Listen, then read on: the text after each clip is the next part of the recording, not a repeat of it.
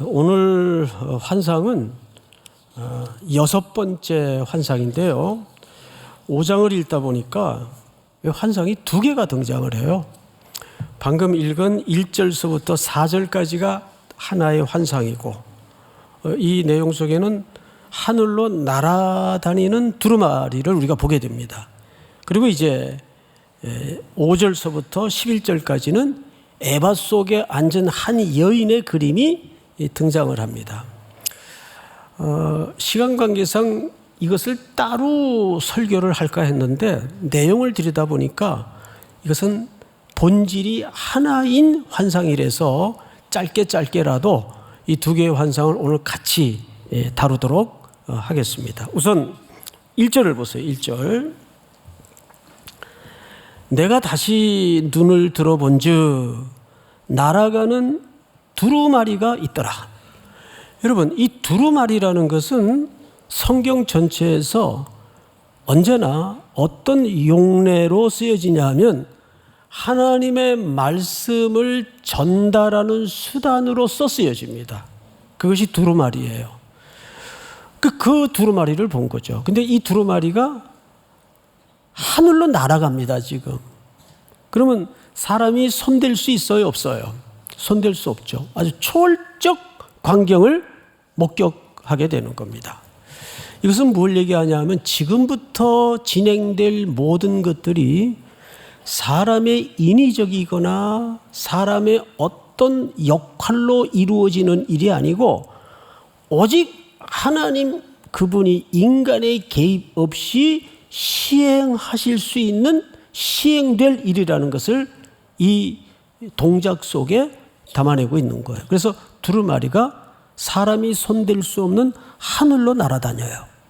자, 2절을 볼까요? 그가 내게 묻되 네가 무엇을 보느냐? 천사가 물었죠. 스가랴에게 네가 무엇을 보느냐 하기로 내가 대답하되 날아가는 두루마리를 보나이다. 근데 그 길이가 20규빗이요 너비가 10규빗이니라. 아주 상세히 수치까지 밝힙니다. 그러면 도대체 이 수치가 옛날 표현인데 오늘날로 치면 미터로 환산해서 어떤 크기쯤 될까? 제가 재가지고 올라오진 않았지만 9미터예요. 길이가 9미터고 넓이가 절반 사이즈인 4.5미터입니다. 이 사이즈가.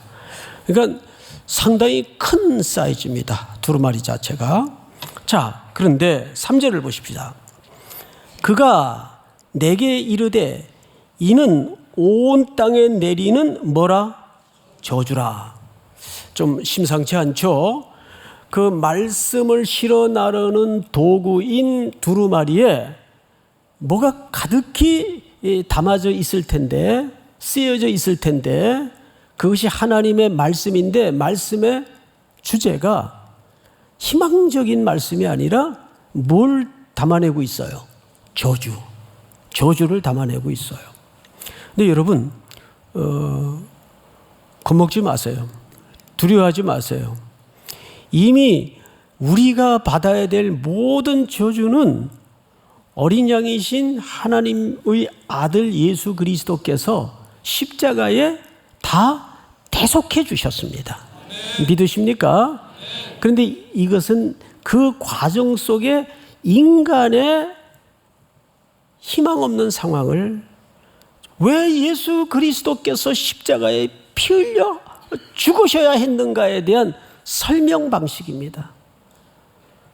늘 자주 우리 삼일교회 성도들에게 제가 그런 말씀을 드리죠. 우리는 여지가 없는 죄인이다. 여지가 없는 죄인이다. 빈틈이 없는 죄인이다. 그래서 시간 남고 돈 남으면 인간은 죄밖에 질 생각을 안 해요. 자, 그 얘기를 이렇게 합니다. 3절. 그가 내게 이르되 이는 온 땅 위에 내리는 저주라. 근데 그 땅이 도대체 어떤 상태길래 이렇게 무서운 얘기가 여기에 소개될까? 이제 보십시다. 도둑질하는 자는 그 이쪽 글대로 끊어지고 맹세하는 자는 저쪽 글대로 끊어지리라 하니, 도대체 이게 무슨 말인지 잘 이해가 안 되죠. 자, 앞을 보십시다. 여기 두 종류의 죄악이 소개돼요. 도적질하는 자, 또 하나는 맹세하는 자가 끊어진다, 이렇게 소개되어 있습니다. 근데 여기 끊어진다는 말이 원문대로 번역을 하면 좀 이 한글 번역은 심하게 의역이 됐어요. 한 몇 바퀴 돌려서 의역을 했어요. 어느 정도의 의역인가를 원문 그대로 직역을 하면 이렇게 의역을 해버리고 말았습니다.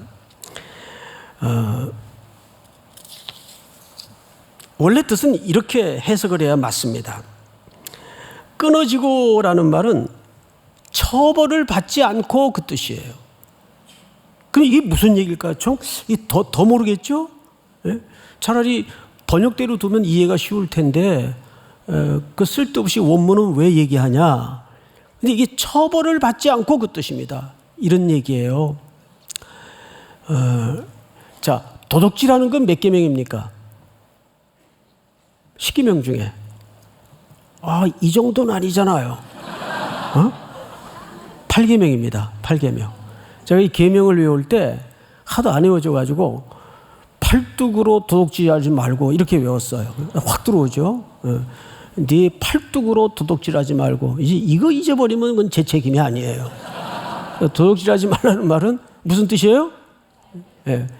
8계명이에요. 8계명. 맹세는 몇 계명에 해당합니까? 여호와 이름을 망령되이 일컫는 게 헛된 맹세입니다. 3계명이에요. 이건 여러분들이 대충 다 잘 아실 거예요. 우리가 사실은 살면서 알게 모르게 빠지는 범죄가 3계명이고 8계명입니다. 이건 일상과 굉장히 밀접한 관련성이 있어요. 그런데 문제는 이걸 왜 이렇게 의역을 해놨는가 하면, 도둑질하고 8계명을 어기고 여호와 이름으로 장사하면서 다 속여먹고, 심지어는 교회 안에서도 여호와의 이름으로, 이 교회가 하는 일인데 뭐 조금 하나님이 눈 감아 주겠지, 이렇게 목회를 하다 보니까 조금만 그냥 서로 모르는 척 해주면 몇 억씩 세이브할 일들이 있을까요? 없을까요? 많죠. 근데 그래서 되겠습니까? 안 되겠습니까? 그래서 안 되죠. 대가를 수억을, 아니 수십억을 지불하더라도 아닌 길은 가지 말아야죠. 그게 여호와의 이름을 망령되이 일컫지 않는 본질입니다. 그런데 우리는 얄팍한 이익을 위해서, 수단이야 어쨌든, 이거 어쨌든 교회를 위해서 하는 건데 아니요. 목적도 선해야 되지만 뭣도 선해야 돼요? 방법도 선해야 돼요. 제가 금요일 날 기도회 인도를 하면서 성도들에게 코넬리우스 벤틸 박사의 이야기를 좀 했어요. 그 외면에서 교수 일도 하시고 아주 우리 합동교단의 기독교 편증에 아주 중요한 초석을 놓은 분인데, 그분이 이런 얘기를 해요. 사람이 무엇을 결정하든 무엇을 행하든 세 가지 렌즈를 투과시켜라. 첫째, 골, 목적이죠. 이것이 하나님께 영광이 되는가. 두 번째가 스탠다드. 근데 그 생각과 그 일의 기초가 성경이라는 스탠다드에서 나온 것인가, 성경의 가치를 따른 것인가, 이걸 점검해야 된다는 거예요. 마지막 세 번째로 모티베이트, 다시 말해서 동기가 선한가. 여러분, 우리는 이 동기에 대해서 굉장히 합리화시킬 때가 많습니다. 그러니까 이 시대에 이스라엘에서 돌아온 유다의 포로들이, 이스라엘이 아니라 바벨론이나 페르시아에서 돌아온 유다의 포로들이 70년의 혹독하고 참혹한 역사의 고난을 겪었으면서도 끌려가기 전 죄를 짓고 우상 숭배하고 자기들의 이익을 위해서 공익이라는 유익을 던져버리고 멋대로 마음대로 살던 그 삶과 전혀 달라진 게 없더라 그 말이에요. 그래서 여기 끊어지고라는 말은 왜 의역이 됐는가 하면, 그리고 그 말은 원래 처벌을 받지 않고라는 말이에요. 그런 세상이 됐다고요. 8계명을 어기고 상계명을 어기고 죄를 물 먹듯 먹고 마시는데, 거기에 우리 목회자들의 타락과 부도덕한 이 가슴 아픈 소식들이 지난 20년간 얼마나 한국교회 전도의 문을 막고 명예를 실추시켰습니까? 이런 얘기하면은 목회자들이 좋아할까요, 안 좋아할까요? 저서부터라도 들으면 불쾌하죠. 기분이 안 좋죠. 그러나 사실이잖아요. 그러나 사실입니다. 그뿐만 아니에요. 교회는 온갖 세상의 악습에 편성되어서 버젓이 총회법도 어겨버리고 엉뚱한 금전을 요구하고 이런 일들이 비일비재합니다. 그런데 그것이 더 큰 문제는 교회에서 묵인되고 용인되고 아무렇지도 않는 세상이 되었다고요. 그래서 그것을 의역해서 그 날아가는 두루마리 말씀에 담아진 대로 그들은 반드시 끊어질 것이다. 그게 의역을 한 해석이에요. 원문은 그런데도 처벌되지 않고 그 뜻입니다. 사사시대와 다를 게 뭐가 있어요?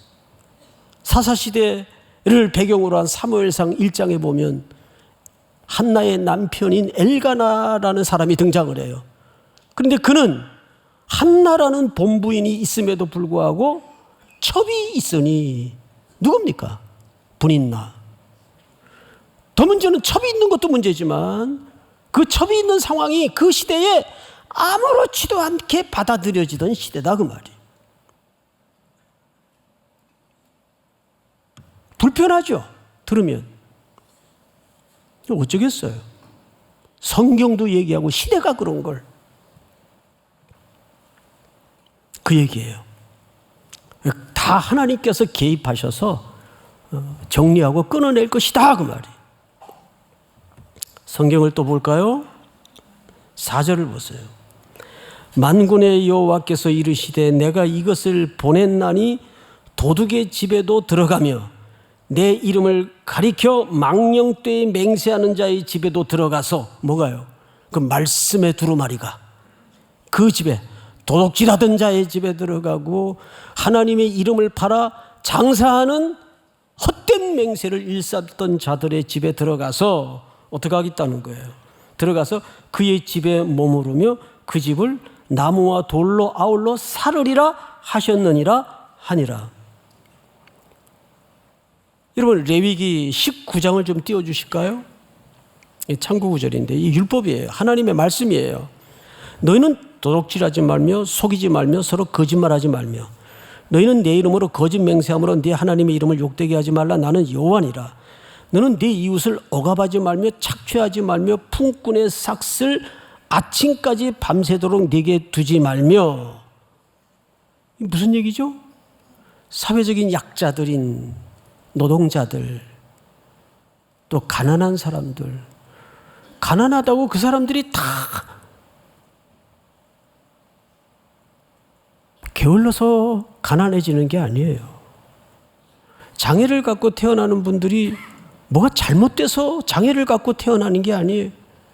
하나님은 그러한 세상 사람들의 연약한 사람들을 통해서 온 세상에 하나님의 사랑을 구현해내고 하나님의 사랑을 드러내기를 기뻐하시는 겁니다. 그들은 우리들이 품으라고 우리 곁에 주신 하나님의 보배들입니다.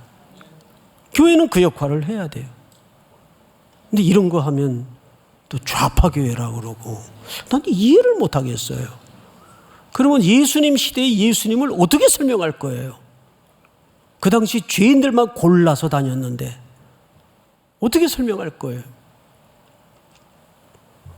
여기까지 더 나가면 또 위험해지니까.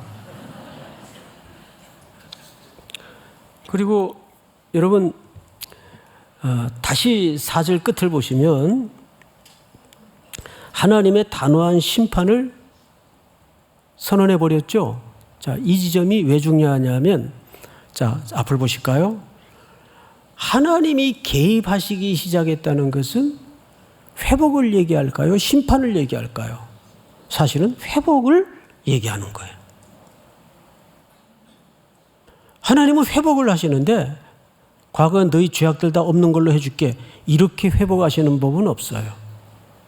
내가 마땅히 매달려야 될 십자가에 아들 예수 그리스도를 다루셔서 이 땅의 교회와 이 땅에 우리의 죄악을 거기서 다 씻어주셨습니다. 대신 심판을 받은 거예요. 누가? 어린 양이. 그래서 보좌에 보니까 계시록에 하나님이 앉아 계시고 일찍이 죽임을 당한 어린 양이 앉아 계세요. 어린 양의 공로입니다.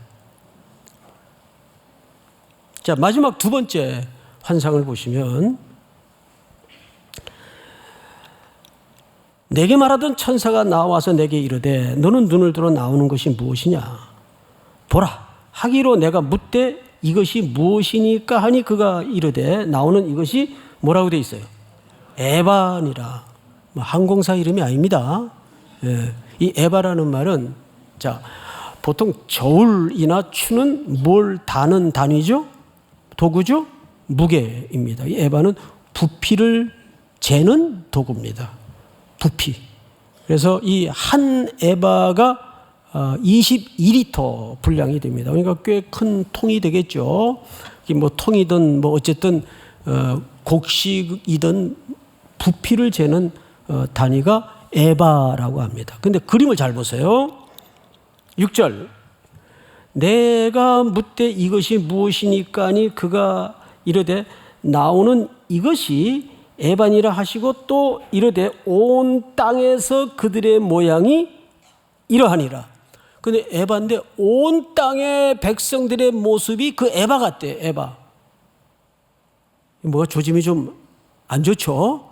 그래서 여러분, 안 좋은 내용은 여러분들이 좀 읽으세요. 7절 다 같이 시작.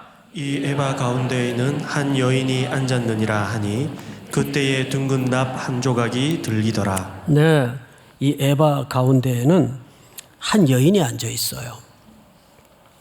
여기서 앉았다라는 말은 통치하고 지배한다 그 말이에요. 근데 여기서 그 한 여인은 뭘 상징할까요? 죄를 얘기합니다. 죄를 은유적으로 성경에서는 한 여인으로 묘사를 하기도 합니다. 에바는 부피를 재는 수치 도구예요. 수치를 재는 도구예요. 근데 거기에 한 여인이 앉아 있어요. 죄가 앉아 있어요. 이 뭐 하는 거죠? 속이는 거예요. 거기 납이 등장을 합니다. 자, 볼까요? 그때에 둥근 납 한 조각이 들리더라. 거기에서 들려지는 게 하나 있는데 납조각이 들려져. 이 납조각이라는 말은 화폐 단위를 얘기합니다. 달란트. 그러니까 그런 경제적인 이득을 취하기 위해서 이 무게로 자꾸 속이는 거예요. 옛날에 우리 쌀가게 가서 말로 되로 쌀을 봉지에 사다가 먹고 살았던 적이 있어요. 주로 그 심부름을 동생들은 창피하다고 안 갖고 제가 다녔습니다. 장남이니까. 대한민국의 장남으로 사는 것은 굉장히 고달프고 잘해야 본전인 거 아시죠? 예. 그래서 그 굳은 연탄 새끼에다가 꿰가지고 2개 들고 오고 또 쌀 받아오고 이런 거 제가 했어요. 근데 신문에 가끔 이런 기사가 나요. 그 말 밑바닥에다가 뭘 깔아가지고 쌀 분량을 줄이는, 그래서 판매하는, 이거 전부 속이는 행위죠. 그래서 뭐 걸려들고 이런 뉴스를 몇 번씩 본 적이 있습니다. 정확히 그 얘기입니다. 속이는 거예요. 뭘 위해서? 달란트로 대변되는 그 경제적 이득을 위해서 성경을 다시 보십시다. 8절. 그가 이르되 이는 악이라 하고 그 여인을 에바 속으로 던져놓고, 그 아주 에바 속에 던졌다라는 말은 드디어 그렇게 통치하고 주인 노릇하고 왕 노릇하던 이 만몬의 신을 에바 속에다가 심판에 쳐넣기 시작했다 그 말이에요. 또 볼까요? 던져놓고 납조각을 에바 아귀 위에 던져 덮었더라. 완전히 봉인을 해버린 겁니다. 봉인을 해서 이제 9절 여러분 한번 같이 읽어볼까요? 거의 다 왔어요. 시작. 내가 또 눈을 들어 본즉 두 여인이 나오는데 학의 날개 같은 날개가 있고 그 날개에 바람이 있더라. 그들이 그 에바를 천지 사이에 들었기로. 이제 에바 속의 한 여인 말고 두 여인이 등장을 하는데 학의 날개를 가졌어. 학의 날개. 근데 이 학의 날개를 가진 두 여인이 그 에바를 천지 사이에 들어요. 이 뭔가를 든다는 것은 이동을 뜻합니다. 이걸 앞으로 어디로 이동을 할 거예요. 자, 그런데 10절. 내가 내게 말하는 천사에게 묻되 그들이 에바를 어디로 옮겨가나이까 하니. 11절. 우리 찬양대 다 같이 시작. 그가 내게 이르되 그들이 시날 땅으로 가서 그것을 위하여 집을 지으려 함이니라. 준공되면 그것이 제 초소에 머물게 되리라 하더라. 성경에 보면 신할산에는 최고의 좋은 명품들의 본산지입니다. 신할산 외투 이런 거 들어보셨죠? 아주 이게 어마어마한 고가품이에요. 그러면 신할이라는 데가 도대체 어디냐? 어딜 것 같습니까? 바벨론을 얘기합니다. 최고의 문명 제국이었죠. 그러니까 이 말은 무슨 얘기냐 하면 하나님의 백성들이 혹독한 70년의 고난의 역사 속에 하나님의 은혜로 고토에 돌아왔지만 그들의 삶은 몸은 돌아왔는데 삶의 행동들은 끌려가기 전하고 전혀 달라진 게 없으니까 어디로 회귀한 거예요? 바벨론으로 회귀한 거예요. 광야에 나왔던 이스라엘 백성들이 먹을 것도 없고 집도 없고 맨날 문득문득 어떤 신호에 따라 돌아다녀야 되고 삶이 고달프니까 그들이 제일 먼저 반추하고 추억했던 게 뭡니까? 애굽의 향수예요. 애굽으로 돌아가자. 우리 속에는 그런 본성이 있단 말이에요. 여러분, 오늘이 무슨 날입니까? 오늘이 무슨 날이에요? 12.7 연합예배의 날이에요. 동시에 오늘이 무슨 날이에요? 헤세드의 날이에요.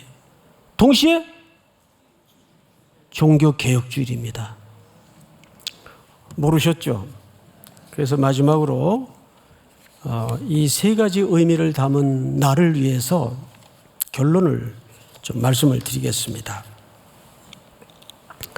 첫째, 오늘 이 모든 만남과 예배가 일들이 하나님의 임재가 회복되는 예배가 되기를 축복합니다. 믿습니까? 어떤 이단의 세력이나 정치 집단의 개입이 되지 않도록 오직 신령과 진리로만 드려지는 예배가 되도록 기도해 주시기 바랍니다. 두 번째는 먼저 지난 20년 동안 대형교회를 중심으로 일어난 너무너무 가슴 아픈 불순한 일들에 대해서 구체적으로 회개해야 됩니다. 그 회개가 전제되지 않는 개혁은 있을 수가 없어요.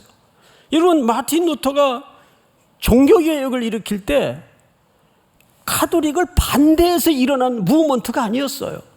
마틴 루터의 오직 하나의 일념은 우리가 원래 하나님의 말씀으로 돌아가자. 그런데 역사의 주인은 누구십니까? 하나님이세요. 그 소박한 한 사제의 용기를 통해서 하나님은 그 용기를 불쏘시개로 역사를 바꾸고 시대를 바꾸었어요. 오늘이 그런 날이 되기를 주의 이름으로 축복합니다. 네? 믿습니까? 그러기 위해서는 우리는 반드시 지난 몇십 년 동안 한국교회가 하나님 앞에 회개하지 않고 저질렀던 죄악에 대해서 가슴을 찢고 죄를 뒤집어 쓰고 통회하는 전제 없이는 어떤 역사도 종교개혁도 의미가 없습니다. 그것이 회개되는 날이 되어야 됩니다. 믿습니까? 마지막으로, 죄는 구체적인 고백이 있어야 됩니다. 이 일을 통해서 다시 한번 한국교회가 하나님의 임재가 회복이 되고 주의 보혈로 정결케 되는 기적 같은 홍해가 갈라지고 요단이 갈라지는 날이 될 수 있기를 주님의 이름으로 축복하며, 모든 이 법을 제정하려는 시도들이 단절되고 괴멸되고 소멸되는 기적이 일어나기를 주의 이름으로 축복합니다. 다 일어나십시다. 우리 찬양을 하나 드리겠는데요. 여호와께 돌아가자.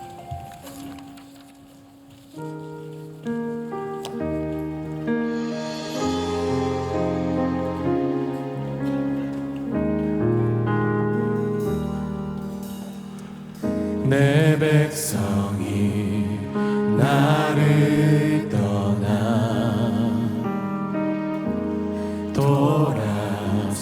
돌아섰지만 내 사랑이 내 백성을, 내 사랑이 내 백성을 포기 못하니 하나님이 대한민국 교회를 포기하지 않습니다. 내 모든 것 내려주고 나 그들을 얻으리라. 우리 오른손을 높이 들고 여호와께 돌아가자. 우린 돌아서도 그는 변치 않으십니다. 변치 않네. 여호와께 돌아가자. 우린 넘어져도 그 사랑 영원하네. 여호와께 돌아가자. 우린 돌아서도 그는 변치 않습니다. 돌아서도 그는 변치 않네. 여호와께 돌아가자. 우린 넘어져도 그 사랑은 영원합니다. 넘어져도 그 사랑 영원하네. 사랑은 오래 참고 사랑은 오래 참고 자신을 내어주네. 자신을 내어주네. 서로 사랑할 때 세상은 주보내. 사랑은 절대 지지 않네. 사랑은 오래 참고 자신을 내어주네. 서로 사랑할 때 세상은 주보내. 사랑은 절대 지지 않네. 돌아가자. 여호와께 돌아가자. 우린 돌아서도 그는 변치 않네. 여호와께 돌아가자. 넘어져도 그 사랑 영원하네. 우린 넘어져도 그 사랑 영원하네. 여호와께 돌아가자. 여호와께 돌아가자. 우린 돌아서도 그는 변치 않네. 여호와께 돌아가자. 우린 넘어져도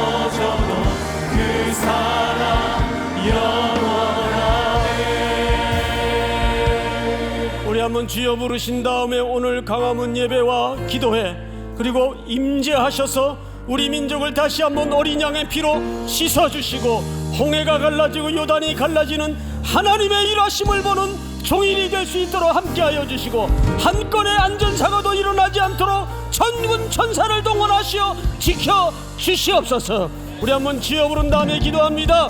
주여